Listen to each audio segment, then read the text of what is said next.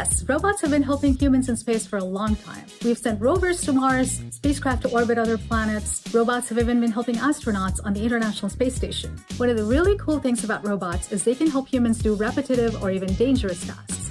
With Artemis, NASA is working to build a sustainable human presence on the moon, and robots will be an important part of that. They will help build new structures, perform inspections, gather data from previously unexplored areas, and perform science experiments to help us understand the environment. And now we're making even more advanced, intelligent, and agile robots. At NASA's Jet Propulsion Laboratory, we're working on a project called CADRE, short for Cooperative Autonomous Distributed Robotic Exploration, to demonstrate a new technology of cooperative multi-agent autonomy.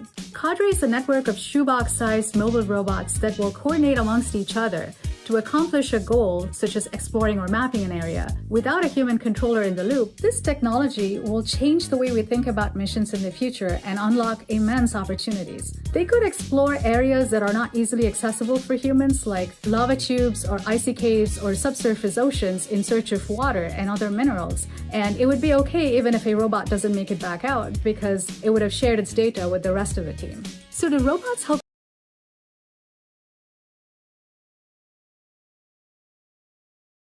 humans in space? Yes. And at NASA, we're building a whole new fleet of robots that are going to help humans explore Moon, Mars, and beyond.